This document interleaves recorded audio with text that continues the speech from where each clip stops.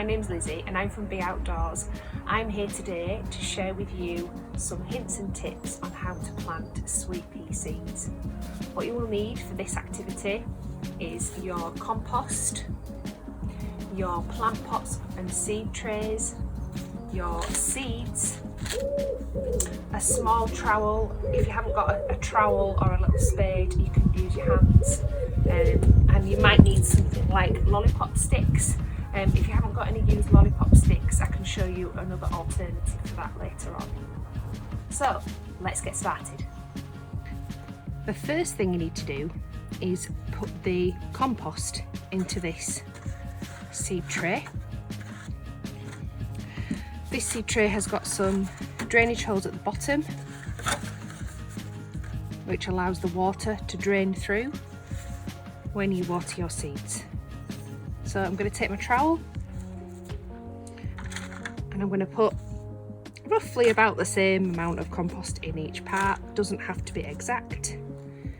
And if you don't have a trowel, do what I do, which is what I love doing, which is just using your hands. It's a great activity for all ages. And I'm just going to push the compost down, just gently, not too tight. Just make sure there's no air pockets there so the seeds can get germinated nice and easy.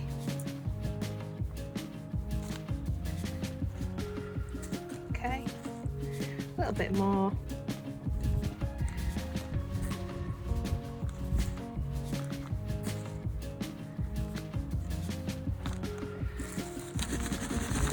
Give the seed tray a little shake.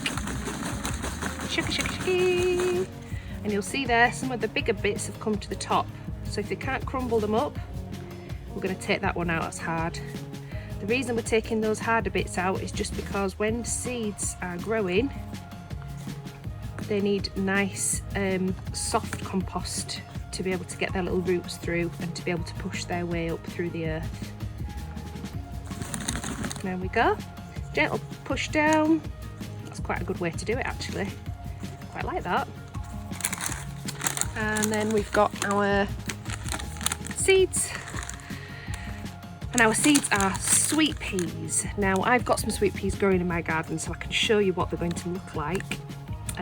It says plant seeds apart, preferably in separate pots. Water well when first sown. These plants climb, so plant with a cane or netting, and they're not edible. So I'm going to open a little seed packet. These are lovely little packets. I really like these. Let's see how many we've got. Ooh, lovely. So we've got quite a few there. So we've got 6 little compartments here. Now I would be inclined to put 2 because there's quite a good distance there. So I'm just going to space them apart on a diagonal,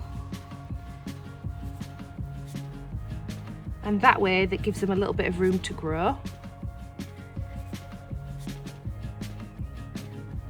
You can see that there. Not too far into the corner and not too far into the middle. So if you can just see how it's almost like a number 2 on a dice. That's probably a good visual way to describe it. I'm going to put those back in. Might even put some more in one of those other pots later on.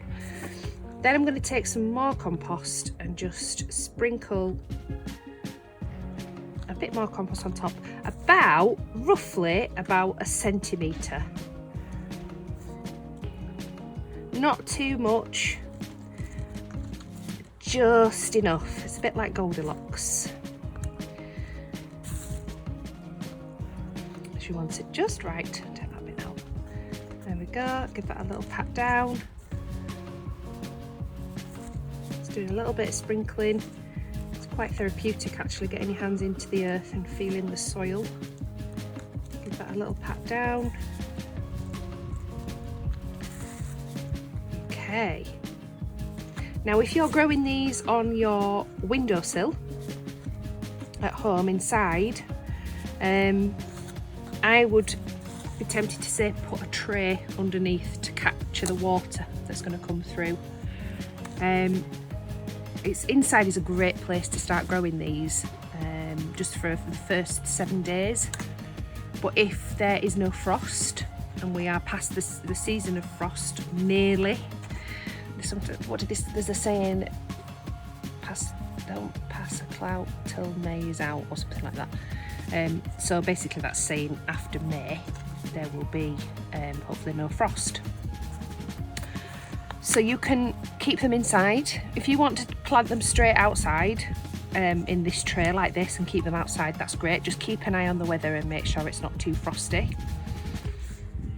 So the next job, once we've planted these into the tray, is to give them a little water.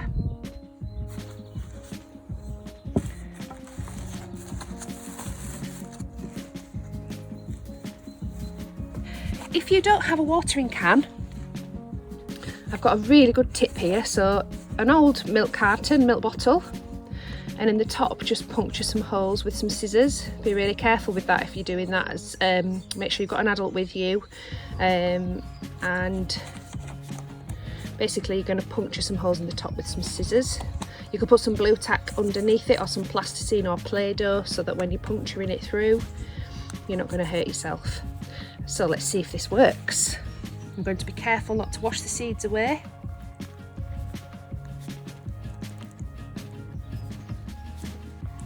There we go.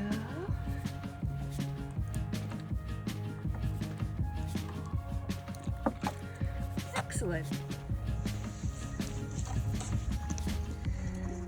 So earlier on I was talking about the lollipop sticks. These are so that you can label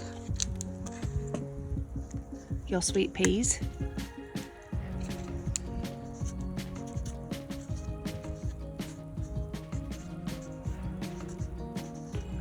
Okay, and we're going to put those in there. You could do one for each one if you like. I think what I'm going to do is just going to put one in there so I know that whole tray is of sweet peas. If you don't have any lollipop sticks, you can cut up part of a plastic bottle, and this way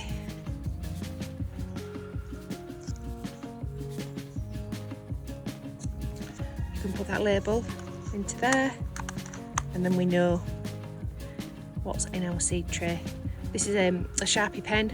You can pick these up, cheap versions in like cheap shops like Home Bargains, Poundland, places like that. When you're doing your essential shopping, great pens to have, just really useful to have for anything really. So those are permanent, so that will stay on there, so we know that those are sweet peas.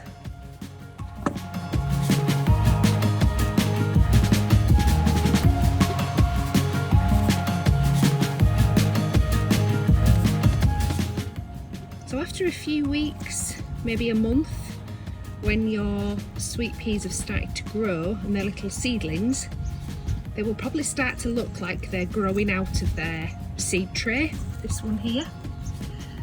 At that point, we need to start thinking about maybe planting them out. You could probably see how they grow in that seed tray and see what level they get to and if they can manage. But if they start to look like they're maybe getting a bit big, we need to plant them out.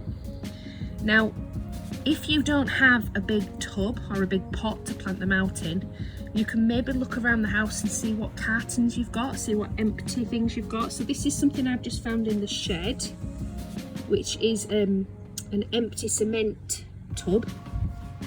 It's not massive, it's not really big, but it's big enough to show you what the next stage would be. So I'm going to take some sticks that I've collected,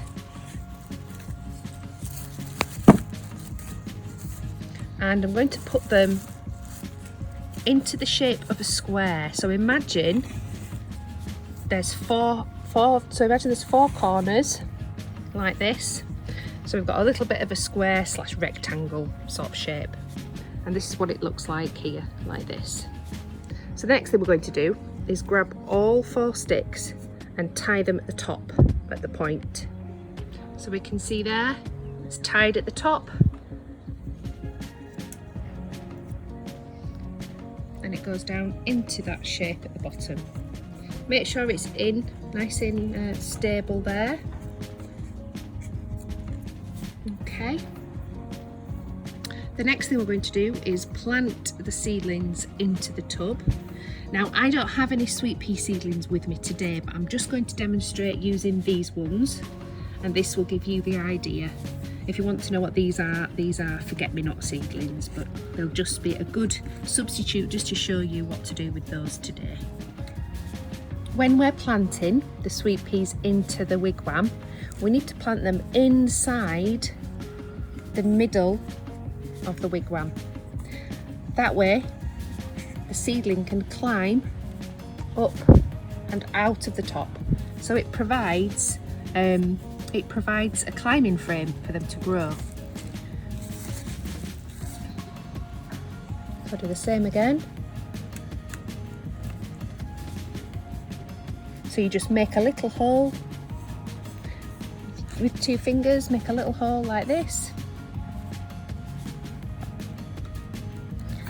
Take your seedling